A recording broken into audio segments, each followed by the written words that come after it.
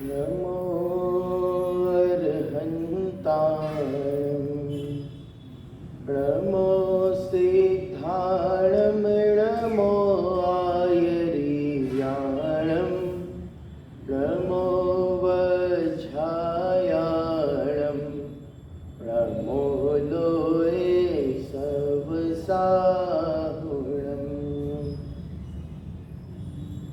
यस्य स्वयं स्वभावाप्ति प्रभावे कृत्स्नकर्मणः तस्मै संज्ञानरूपाय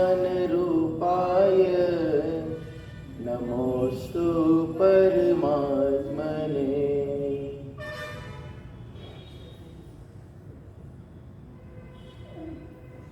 आचार्य पूज्यपाद के द्वारा रचित इष्टोपदेश नामक ग्रंथ पर हमारी चर्चा विगत कुछ दिनों से चल रही है, जिसमें हमने ये समझ लिया था कि ध्यान करने योग्य क्या है? आत्मा ही है। ध्यान करने योग्य एकमात्र हमारा आत्मा ही है, या ध्यान करने योग्य मैं स्वयं ही हूँ, शरीर नहीं है। और कहा एको हम शुद्धम निर्ममः, मैं एक हूँ, शुद्ध हूँ, निर्मम हूँ, ममता से रहित हूँ। किसके बारे में चल रही है? मेरी बारी बात चल रही है। जब कहा था कि ध्यान किसका किया जाए, भाई साहब क्या नाम है आपका? भूषण व्या। जब आप थे ना पिछले प्रवचनों में, जब कहा था शिष्य ने ध्यान किसका किया जाए, तो समाधान क्या मिला था? ध्यान करने योग्य एकमात्र आत्मा ही है, शरीर आदि बाह्य पदार्थ ध्यान करने योग्य नहीं है। उदाहरण भी दिया था, जब पूछा था कि भाई शरीर आदि के रोग आदि भी तो दूर हो सकते हैं ना, जिससे मोक्ष सुख मिल सकता हो, उससे शरीर के रोग आदि भी तो दूर हो सकते हैं। तो फिर समाधान में वो उदाहरण देते हुए आचार्य ने बताया था कि एक तरफ आपके पास में दो ऑप्शन है, एक तरफ वो दिव्य चिंतामणि रत्न है, दूसरी तरफ वो खल का टुकड़ा। खल का टुकड़ा क्या कहते हैं आपके यहाँ? क्या बताया था आपने? पिंड है ना, वही उसमें भी यही है, संस्कृत का शब्द भी पिंड्याक खंडगम है ना। एक तरफ तो दिव्य चिंतामणि रत्न है और एक तरफ वो खल का टुकड़ा है। तो आप किसको लेना पसंद करेंगे? आप क्या चूज करेंगे? ध्यान करने से दोनों मिल सकता है, क्या चूज करेंगे? कि खल का टुकड़ा कौन लेगा भैया? चिंतामणि रत्न मिल रहा है तो रत्न लेंगे ना, खल का टुकड़ा क्यों लेंगे? तो वही कह रहे हैं, जो सब शरीर आदि के रोग दूर हो सकते हैं, उनके चक्कर में कौन उलझेगा? जब आपको चिंतामणि रत्न मिल रहा है, मतलब मोक्ष सुख मिल रहा है, आत्मा का अनंत सुख मिल रहा है, तो ध्यान करने योग्य तो वो आत्मा ही है। फिर संबंध बताते हुए कहा था कि इन दोनों में कोई आपस में संबंध इसमें नहीं है। क्यों? याद कीजिएगा, आत्मवान पुरुष आत्मा में स्थित होकर आत्मा के द्वारा ही आत्मा का ध्यान करना चाहिए। जब ध्यान यही ध्याता सब एक ही है, भाई आत्मा का ही ध्यान करना है। कौन करने वाला है ध्यान? कि आत्मा ही है। कहाँ स्थित होकर करेगा? आत्मा में स्थित होकर। किसके द्वारा करेगा? आत्मा के द्वारा। कहाँ करेगा? आत्मा में ही करेगा। जब सब कुछ एक ही है, ध्यान करने वाला भी आत्मा, वो ध्येय भी आत्मा, तो फिर संबंध कहाँ हुआ? कह रहे संबंध तो दो लोगों के बीच में होता है। जैसा कि उस श्लोक में आया था 25 नंबर के श्लोक में, कटस्य करता मिति, मैं चटाई का करता हूँ। कुछ भी ले सकते हैं, वो उस जमाने के उदाहरण थे, जैसे मैंने पहले भी कहा था। कह सकते मैं इस मोबाइल का करता हूँ, मैं प्रवचन करने का करता हूँ, आप प्रवचन सुनने के करता है। भाई दो चीजें होंगी तो संबंध आपस में होगा। यहाँ तो दो चीजें है ही नहीं ना, यहाँ तो संबंध होगा किसका? तो कह रहे आपस में संबंध की कोई बात नहीं बनती। फिर आगे जब शिष्य ने प्रश्न किया कि ठीक है ध्यान करने योग्य वो आत्मा ही है, अब ये बता दीजिए कि बंधन और मुक्ति का कारण क्या है? इससे पहले याद होगा आपको ध्यान करने से लाभ क्या है। तो परीक्षा आदि का वेदन नहीं होता, आश्रव रुकते हैं और पुराने कर्म जो बंधे हैं उनकी निर्जरा होती है। तो आश्रव रुक गए, नए कर्मों का आना रुक जाता है आत्मा का ध्यान करने से, और पुराने कर्म जो थे उनकी निर्जरा हो जाती है और परीक्षा आदि का वेदन नहीं होता। आश्रव बता दिया, निर्जरा बता दी, अब पूछ रहा वो बंध का कारण क्या और मोक्ष का कारण क्या? तब उसका समाधान आएगा था कि सममो निर्ममः, बंध का कारण सममो मतलब मोह सहित और मुक्ति का कारण मोह रहित। आया था ना, बध्यते मुच्यते जीवः स ममो निर्ममः क्रमात्। बध्यते स ममो मुच्यते निर्ममः। इस तरह से हमने पिछले कल इसको समझा था कि बंधन का कारण मोह सहित होना है और मुक्ति का कारण मोह से का अभाव करना है, मोह से रहित होना है। मोह में आप तीनों लगा लीजिएगा, मोह राग द्वेष। जैसा कि मैंने कहा था कि मोह दो तरह का। भैया कौन कौन सा भूषण भैया? रोस्टिल भैया, मोह दो तरह का बताया था। आ गया आंसर, बताओ। दर्शन मोह और चारित्र मोह। Very good. दो तरह का बताया था, दर्शन मोह और चारित्र मोह। तो दर्शन मोह में क्या लिया था? मिथ्यात्व। चारित्र मोह में आपने मोह राग द्वेष तीनों का ही समाहित किए थे हमने। तो जब बंधन का कारण वो मोह राग द्वेष है और मुक्ति का कारण वो मोह राग द्वेष का अभाव करना है। जब इतनी चर्चा हमारी हो गई थी तो वो जो शिष्य सामने बैठा है, शायद हमने पढ़ लिया था ना, कल नहीं भी पढ़ा था, पढ़ा था ना। एक को हम निर्ममः शुद्धो ज्ञानी योगींद्र गोचरः बाह्य संयोगजा भावा मत्तः सर्वे भी सर्वथा। पढ़ लिया था। मैं एक हूँ, शुद्ध हूँ, ज्ञानी हूँ और योगींद्र गोचर हूँ। योगींद्र के द्वारा मैं जानने योग्य हूँ। बाह्य संयोगजा भावा मत्तः सर्वे भी सर्वथा। और बाह्य जो जितने भी संयोग है, शरीर, पत्नी, पुत्र, मकान, रुपया, पैसा, ये सब मेरे से भिन्न है, सर्वथा भिन्न स्वभाव वाले हैं। फिर हमने आगे पढ़ा था, वो अच्छा चलता है, रिवीजन हो जाता है इसमें। बाकी आप वो शिष्य की लिंक न तोड़िएगा। जिस तरह से मैं पहले से ही पूछूंगा, फिर वो पहले श्लोक से ही लेकर के जो जैसे जैसे प्रश्न वो सामने बैठा हुआ शिष्य पूछ रहा था, मैं आपसे पूछूंगा। इसके बाद में बताओ अब कौन सा प्रश्न खड़ा हुआ था। आने दो वो दिन, देखो 2-3 दिन बाद पूछने वाला हूँ मैं शुरू से वापस अब। मैंने पहले ही कहा था, ये प्रवचन मत समझिएगा, क्लास समझिएगा। ये वन वे नहीं है, दोनों तरफ से काम चलेगा। तो आप भी बोले, मैं भी बोलूँ। जब मैं पूछने वाला हूँ, इसलिए आप बिल्कुल प्रिपेयर होके आइएगा। 2-3 दिन बाद जैसे अपने समापन के दिन आने वाले हैं ना, आप प्रिपेयर होइएगा।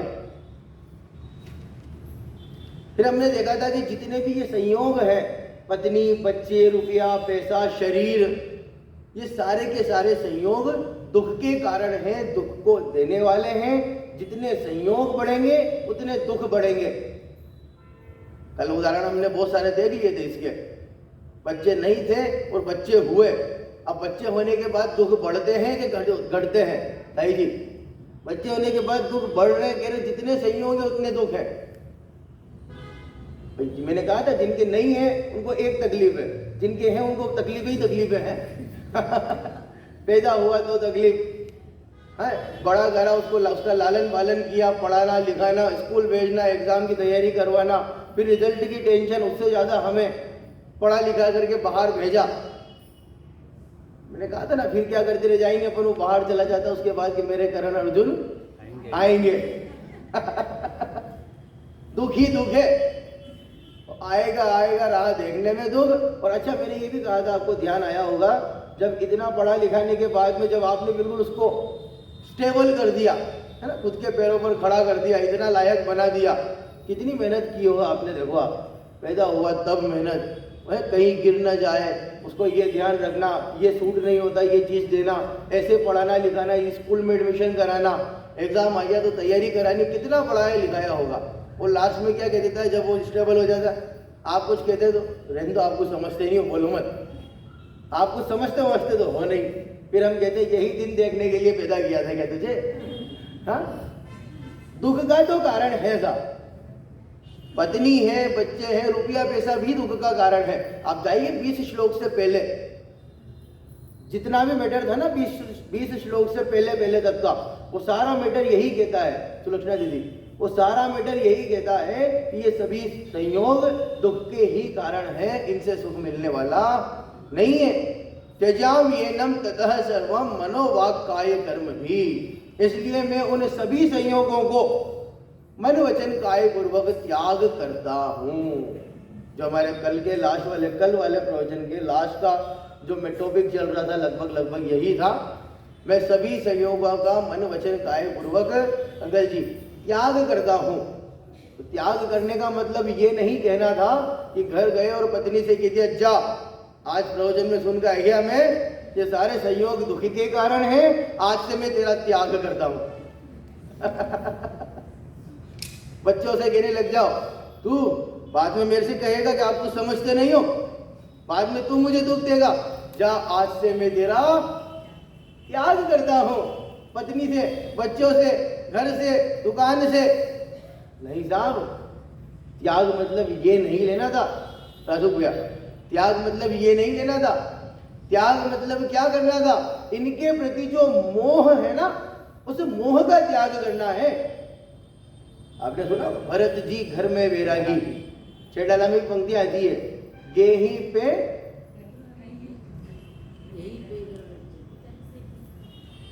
गेही पे घर में ने रचे जो, पता है ना? हाँ, घर में रहते हुए भी घर में नहीं रहते। भरत जी घर में वैरागी, तो क्या किया उनने? छोड़ दिया था क्या सबको? कह रहे हैं भाई साहब, उनको त्यागना मतलब ये नहीं कि जाके ये तो आज से मैं तेरा त्याग करता हूं। उनके प्रति जो मोह है, क्योंकि इससे पहले हमने देख लिया था बंधन का कारण सममो, वो मोह राग द्वेष ही बंधन का कारण है। देखा था ना कल, समयसार बंध अधिकार के हिसाब से वो कर्म बंध के कारण नहीं होते, हिंसा आदि पाप बंध के कारण नहीं बताए, मन वचन काय बंध के कारण नहीं बताए, बंधन के कारण बताए मोह राग द्वेष। और कहा था यदि मोह राग द्वेष है तो ये सारे के सारे संयोग बंधन के कारण है। मोह राग द्वेष होगा तो फिर वो मनोवचन काय भी बंध का कारण है, हिंसा भी बंध का कारण है, कर्म भी बंध का कारण है। लेकिन ये नहीं है। मैंने कहा ना मूल जड़ क्या है? मूल जड़ है मोह। वो मोह नहीं है तो बंध का कारण भी नहीं, मोह से बंध होता है। तो त्याग करता हूं मतलब इनके प्रति जो मोह बुद्धि है, उस मोह बुद्धि का मैं त्याग करता हूं। फिर वो सामने शिष्य बैठा है, स्वभाव का तो चंचल ही है ना, थोड़ा थोड़ी समझ में आने लग गया भाई, अक्कल ठिकाने आई तो ऐसा थोड़ी स्वभाव छोड़ दिया हो, स्वभाव तो वही है। तो वो कह रहा है सब ठीक है, मैंने सब मानी आपकी, ये संयोग मेरे नहीं है, ठीक है, इनसे मन वचन काय पूर्वक मैं त्याग करता हूं, कर दिया। लेकिन वो जो मरण का भय होता है ना, मरण आदि संबंधी जो बाधाएं होती है, लिखा है मरण आदि संबंधी बाधाएं भी संभवते हैं, तो किस प्रकार उन दुखों का निवारण किया जाए? बोलो मरता कौन है? अनुप्रिया, मरता कौन है? सामने बेटा शिष्य पूछ रहा है, ठीक है संयोग मेरे नहीं है दाई जी, लेकिन मरण आदि के तो दुख होते हैं ना, उनका निवारण कैसे किया जाए? भाई भूख लगती है, खाता हूं, उसका निवारण कैसे किया जाए? ये भी तो रोग है एक, भूख लगना भी रोग है, जन्म मरण भी तो रोग है एक। जन्म जरा मृत्यु विनाशनाय जलम निर्वपामिति स्वाहा, ये भी तो रोग है ना, जन्म मृत्यु का भी।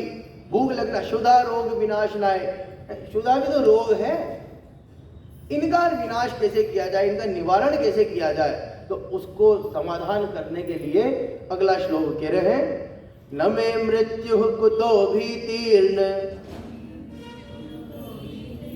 आपके पास नहीं है तो सुनकर के रिपीट करें, न मे मृत्यु कुतो भीतिर्न, मे व्याधि कुतो व्यथा, ना हम बालो न वृद्धो हम, न युवैतानि पुद्गले, न युवैतानि पुद्गले, न में मृत्यु, मेरी मृत्यु भी नहीं होती। देखिए मैं पहले पद्यानुवाद पढ़ता हूं, आपको भाव वजन हो जाएगा। मेरा मरण ना भीति कैसी, व्यथा न तब क्यों व्यथा, मैं बाल वृद्ध युवक नहीं, ये सभी पुद्गल अवस्था। भाई मरने का भय किसको होगा? जो मरता हो। भूख का रोग किसको लगेगा? भूखा कौन होगा? कौन होगा? जिसे भूख लगती हो। व्याधि न में भीति, न में व्याधि कुतो व्यथा, न में व्याधि कुतो व्यथा। जब मुझे व्याधि नहीं होती मुझे कोई बीमारी नहीं होती, तो फिर व्यथा किस बात की, दुख किस बात का। यहां कह रहे न में मृत्यु हो, मेरी मृत्यु नहीं होती, कुतो हो भीतिर, तो फिर डर कैसा, किसका डर है? अच्छा बताओ आप। 7 भयों में मरण का भय कहा है? 7 भय में मरण का भय कहा। और कह रहे हैं आदमी जीव सबसे ज्यादा तकलीफ में, सबसे ज्यादा दुखी इसी भय से है। सबसे ज्यादा दुखी मरण के भय से है। बोलो आपको क्या डर है? राजू भाई कहते आपसे कोई मरने वाले हो, ऐसी मत बोलो, शुभ शुभ बोलो। क्या करते हो भाई साहब, ऐसी बात करते हो, मरने वाले हो, शुभ शुभ बात करो। कैसी बात करते हो? ताई जी मैं कहता हूँ मरने वाला हूँ, मर जाऊं तो? शुभ शुभ बोला करो पंडित जी, देखो फालतू बातें मत करो। आप आए, आपकी सुन ली हमने, ठीक है, शुभ शुभ बातें करो। क्या मरने की बातें करते हो? मतलब मरने से भय है, मरने से डर है ना। मैं कह रहे न में मृत्यु कुतो भीति, मेरी मृत्यु नहीं होती तो डर किस बात का? कौन मरता? अच्छा वास्तव में मैं मरता हूं क्या? इससे पहले वाले श्लोकों में हम बोल करके आ गए, जब आपको पता हो आत्मा का स्वरूप बता रहे थे, तब आया था निरत्यय। 5 विशेषण में एक विशेषण था ना, ध्यान आया? कौन से नंबर का? 3रे नंबर का था निरत्यय। मैं हमेशा रहने वाला हूं, अविनाशी हूं, मेरा कभी नाश नहीं होता। कह रहे न में मृत्यु कुतो भीति, मेरी मृत्यु नहीं होती तो डर किस बात का? घर परिवार वाले मर जाते हैं, रोते हैं कि नहीं रोते हैं? सुलक्षणा दीदी रोते हैं ना? क्यों रोते हैं? राजू भाई क्यों रोते हैं? ताई जी अच्छा वो मर गए क्या? नहीं मरे, फिर क्या हुआ? नहीं मरे तो फिर रोते क्यों है? संयोग छूट गया ना, संयोग छूट गया। अच्छा वो शरीर मरा क्या? चलो वो मरा थोड़ी, वो तो सामने ही है, मरता तो है ही नहीं। फिर आत्मा मर गई क्या? फिर आत्मा तो मरती नहीं, फिर मरा कौन? मृत्यु किसका नाम है? मरा कौन? कि उस जीव का उस शरीर के साथ जो संयोग था, वो संयोग बदला, संयोग खत्म नहीं हुआ, उस शरीर के साथ संयोग बदल गया, वो संयोग दूसरे शरीर के साथ हो गया। तो शरीर का, उस जीव का शरीर का संयोग बदल जाना, वो है मृत्यु। शरीर का संयोग बदलना मृत्यु है। न में मृत्यु में तो मरता ही नहीं, हम उसको मृत्यु कह देते हैं, वास्तव में भी वो मृत्यु है नहीं। संयोग बदलना मात्र मृत्यु नहीं है, हम उसको लौकिक में व्यवहार से मृत्यु कह देते हैं, मृत्यु है तो नहीं ना। तो जो मर गए, अब आप कह रहे आत्मा मरता नहीं, शरीर में से चला गया, बोलो बुला ले वापस, वो लौट करके आ जाए तो क्या करोगे? उठ के भाग जाओगे? हाँ। तो फिर क्या करना? न में मृत्यु भयो कुतः भीति, मैं मरता नहीं तो डर किस बात का? कह रहे हैं न में व्याधि ही कुतो व्यथा, मुझे कोई व्याधि नहीं होती तो फिर भय की, वो तकलीफ किस बात की, दुख किस बात का? कोई बीमारी नहीं होती। क्या कह रहे हैं पंडित जी? सोच समझ के बोलो। हाँ अभी 2 दिन पहले तो कह रहे थे मेरा गला खराब हो गया, गोलियां चूसते फिर रहे थे। अब कह रहे हैं मुझे कोई बीमारी नहीं होती। किसकी बात चल रही है? वो शिष्य ने प्रश्न पूछा था कि वो निर्मम, वो ममता से रहित, वो मोह राग द्वेष का अभाव कैसे होगा? कैसे वो डर निकलेगा कि मैं मर जाता हूं? उसका निवारण कैसे होगा? कह रहे हैं कि मैं तो मरता ही नहीं ना साहब, मैं बीमार होता ही नहीं। मैं बीमार हुआ क्या? जुकाम किसको हुआ? गला किसका खराब हुआ? बुखार किसको आया? कोरोना किसको हुआ था? हुआ था किसी को? होंगे बहुत सारे होने वाले, ठीक भी हो गया। कह रहे न में व्याधि, मुझे कोई बीमारी नहीं होती। फिर क्या करते हैं? ये जो अपनापन मान के बैठे हैं ना, वो भी कारण देखिएगा। सब कुछ मेन जड़ जो है ना, मूल जड़, वो मूल जड़ है मोह। जिसकी चर्चा पिछले 2 श्लोकों से हम चलाते आ रहे हैं, वो मोह है, इसलिए हम उसको मानते हैं। मतलब शरीर में कोई तकलीफ होती इसको अपना मानते हैं, इसलिए ऐसा लगता है कि मैं बीमार हो गया। वास्तव में कहते हैं मैं तो बीमार होता ही नहीं। ना हम बालो न वृद्धो अहम, ना हम न अहम, मैं नहीं, बालो है, मैं बाल नहीं हूं, मतलब मैं बच्चा नहीं हूं, न वृद्धो हम, मैं बूढ़ा भी नहीं हूं। तो क्या कह रहे हो? एक तरफ तो हम कहते हैं जन्म जरा मृत्यु विनाश नाहि जलम निर्वपामिति स्वाहा, है मेरे जन्म मृत्यु बुढ़ापे का नाश करने के लिए। तो कह रहे मैं बूढ़ा नहीं होता, मैं बच्चा नहीं हूं, मैं बूढ़ा नहीं हूं। तो क्या है ये तो शरीर की अवस्थाएं हैं। अब शरीर से ममता बुद्धि होगी, शरीर से मोह होगा तो माना जाएगा, ये कह देता है कि मैं बूढ़ा हो गया, मैं बच्चा हो गया। बोलो, जब बच्चा था तब बूढ़ा था क्या? जब आप बच्चे थे तब आप बूढ़े थे क्या? नहीं थे। जब आप जवान हुए, तरुण अवस्था को प्राप्त हुए, तब आप बच्चे रहे क्या? नहीं रहे। जब आप बूढ़े हो गए तब आप जवान रहे क्या? नहीं रहे। तो आप जो परमानेंट, आप खुद ही उस अवस्था में नहीं रह पा रहे, जो परमानेंट आपका स्वभाव हो वही तो कहेंगे आप वो हो।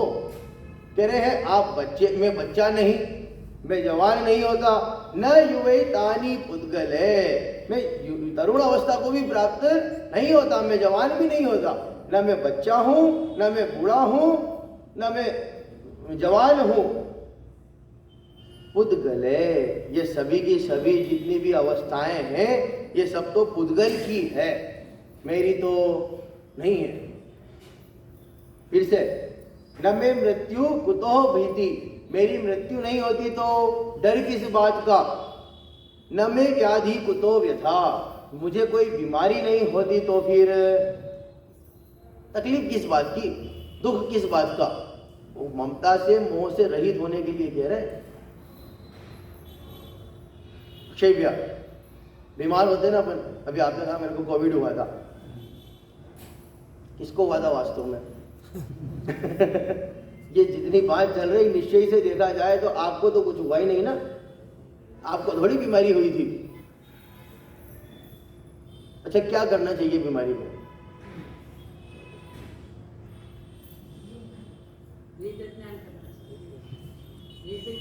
भेद ज्ञान करना चाहिए। जब ये पता चल जाए ना कि ये मैं नहीं हूं, ये बीमार होने वाला मैं नहीं हूं, यही तो कहना चाह रहा आचार्य पूज्य बात, बीमार होने वाला तो मैं हूं ही नहीं ना साहब।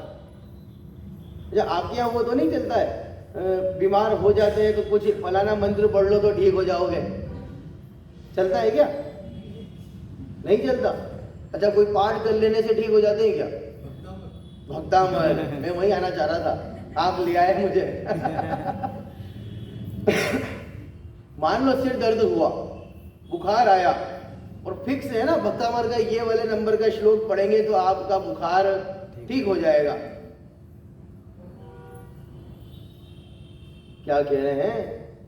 फिक्स श्लोक है, ये नंबर का श्लोक, बुखार श्लोक पढ़ोगे, इसका जाप करोगे तो आपका बुखार ठीक हो जाएगा। इस नंबर के श्लोक का जाप करोगे तो पढ़ाई में अच्छे नंबर आएंगे, इस नंबर के श्लोक का जाप करोगे तो धन वृद्धि होगी। आपने पढ़ा ऐसा कुछ? पढ़ते भी होंगे आप तो।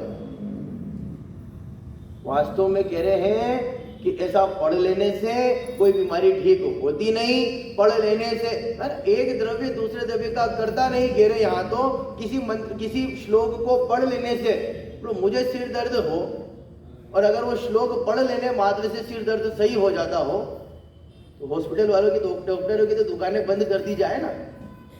क्या तकलीफ है?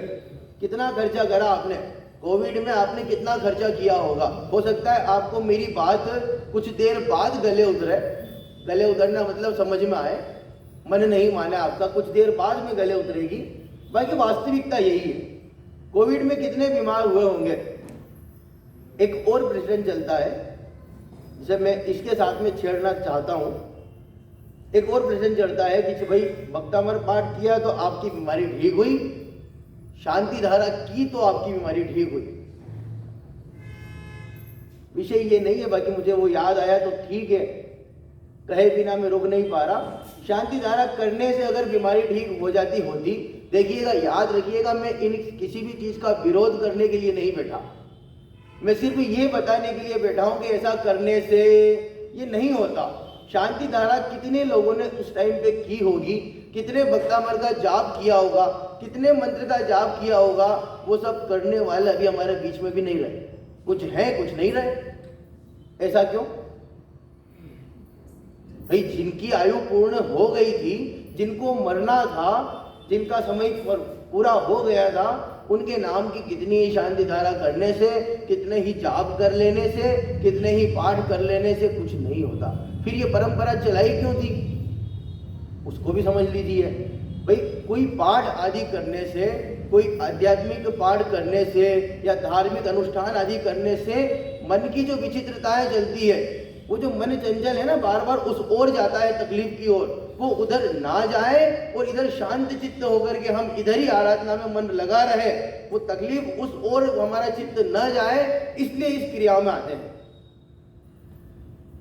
करने वाले भी गए ना साहब, भक्तामर पाठ पढ़ने वाले भी मर गए होंगे, जिनको मरना होगा, जिनको शांति धारा करनी थी, जिनके नाम की शांति धारा। मैंने तो वास्तव में हमारे यहाँ देखा है ऐसा पिड़ा हुआ में, जो हॉस्पिटल में एडमिट थे, उनके नाम की डेली प्रतिदिन शांति धारा हो रही थी, और मान लो जितने 8 दिन 10 दिन रहे, उसके बाद में वो चले गए। कौन, किसने रोक लिया? ऐसा करने से होता क्या है पता है? आपका जो श्रद्धान्वित की भगवान के ऊपर होता है ना, वो भी टूट जाता है। अक्षय भैया, मान लो कभी निमित्त नैमित्तिक संबंध ऐसा बना हो कि आपने फलाने नंबर का श्लोक पढ़ा और आपका सिर दर्द ठीक हो गया, वो कहते हैं ना तत्समय की योग्यता, निमित्त नैमित्तिक संबंध, वो टाइमिंग वो ऐसी थी कि उसी समय ठीक होना था, और आपने पढ़ा और वो संयोग ऐसा बैठा कि आपका सिर दर्द ठीक हो गया। लेकिन हर बार थोड़ी ऐसा होगा, 100 में से एक ही बार होगा, हर बार नहीं होगा। जब जिसने पढ़ा और सिर दर्द ठीक नहीं हुआ, मैं धर्मेंद्र जी भाई साहब जब भक्तामर पढ़ाते थे, तब वो एक बात ये वाली हमेशा कहते थे, उनका खुद का संस्मरण सुनाते थे।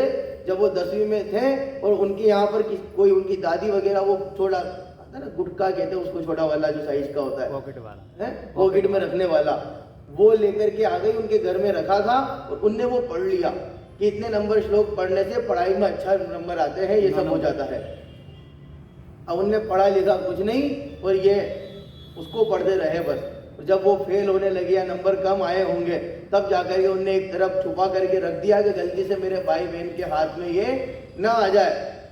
और फिर जब बाद में लड़े, वो पूरा प्रसंग सुनाते हैं। तो मैं तो ये कहना चाह रहा हूं कि अगर किसी के साथ वो नहीं हुआ, भाड़ में जाए ऐसा भक्तामर, फेंको एक तरफ, ये कहेगा मेरा तो सिर दर्द ठीक ही नहीं हुआ, इसमें बेकारी लिखा था, काहे के भगवान मुझे ठीक ही नहीं कर पाए।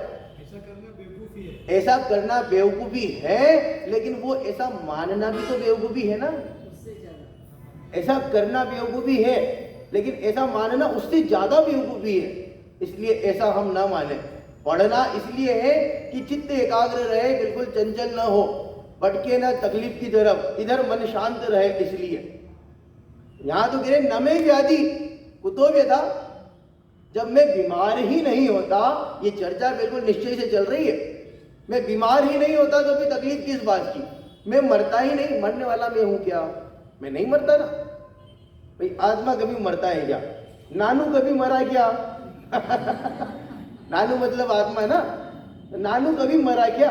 मैं, नानू मतलब मैं। हाँ सही बात है, वो आपने पकड़ लिया भाई। पंडित जी आप भी तो कह रहे इतने दिनों से कि आत्मा मंजे मी, अब कह रहे हो नानू मतलब भी मैं, और अब कह रहे मैं मतलब आत्मा। आप भी उल्टी तरफ ले जा रहा हो। सही बात है, बिल्कुल सही है भाई। मैं मतलब तो मैं ही है, आत्मा मतलब मैं, और मैं मतलब मैं ही है। मैं मतलब ज्ञान। नानू कभी मरा क्या? नहीं मरा, मरता नहीं, मैं कभी मरता नहीं, मैं कभी बीमार नहीं होता।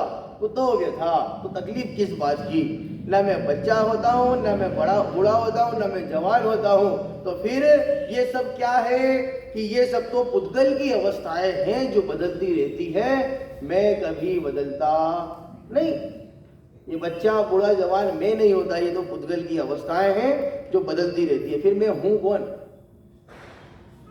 आपने मना करा, इतनी देर से बताया जा रहा है मैं ऐसा नहीं, मैं ऐसा नहीं, मैं ऐसा नहीं, मनाही तो कर रहे हो, नकारात्मक ही तो बता रहे हो। पॉजिटिव क्या है इसकी बात? वो पॉजिटिव वही है जो भी 2-4 दिन पहले पंडित जी साहब ने बताई थी प्रवचन में, छोटे दादा की वो निबंध, मैं कौन हूं? मैं ज्ञानानंद स्वभावी हूँ, मैं ज्ञानानंद स्वभावी हूँ। मैं, अब पूरा पढ़िएगा आप, है मैं हूँ अपने में स्वयं पूर्ण, पर कि मुझ में कुछ गंध नहीं। पूरा पढ़िएगा आप। कभी आप पढ़ते हैं या नहीं पढ़ते हैं? उसको पढ़ते हैं ना, उसको पढ़ो, जब पता चलेगा मैं कौन हूँ। यहाँ तो कह रहे मैं ऐसा नहीं हूँ और मैं ज्ञानानंद स्वभावी हूँ, मुझ में पर की कुछ गंध नहीं, मैं हूँ अपने में स्वयं पूर्ण, ये मेरा स्वभाव है। फिर जो वो सामने शिष्य बैठा हुआ है, वो शिष्य एक ही बात पूछता है, जितने संयोग बार बार भोगने में आ रहे हैं, ये तो मैं ही भोगता हूं ना अक्षय भैया, जितने संयोग बार बार मेरे भोगने में आ रहे हैं, भोगने वाला तो मैं ही हूं कम से कम। कितने संयोग, अभी जिन संयोगों की चर्चा चल रही थी, पत्नी, बच्चे, शरीर, पुत्र, रुपया, पैसा, घर और खाने की सामग्री, वो रसगुल्ला, जलेबी, पोहा, डोसा, इडली, ये सारे के सारे सब संयोग आ गए। मुझे छोड़कर बाहर जितने भी ये सारे के सारे संयोग, वो शिष्य कह रहा है ये तो मैं ही भोगता हूं ना साहब, कैसी बात करते हो अक्षय भैया, ये तो मैं ही भोगता हूं ना।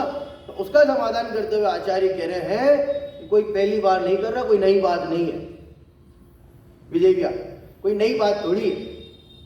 डोसा खा रहे तो कोई नई बात है क्या? पत्नी, बच्चे, शरीर आपको मिल रहा है, रुपया पैसा मिल रहा है, तो कोई नई बात है क्या? अरे कह रहे अनंत बार मिल गया पहले, अनंत बार आपने पहले ये भोग लिए, आपके लिए कोई नई बात नहीं है। इसलिए फालतू उत्सुक होने की जरूरत नहीं है। चेतन भैया क्या आया? आईफोन 15 आया ना? कब आया? अभी आया ना, 2-3 दिन पहले ही आया ना आईफोन 15।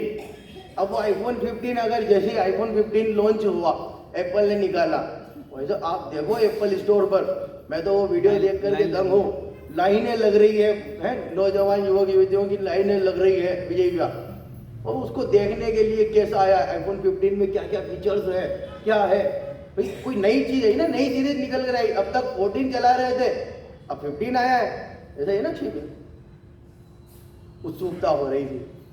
आचार्य कह रहे हैं कोई उत्सुक होने की बात नहीं है, जितने भोग रहे हैं ना, ये सब पहले भोग लिए। पंच परावर्तन का नाम आप सभी ने सुना होगा है?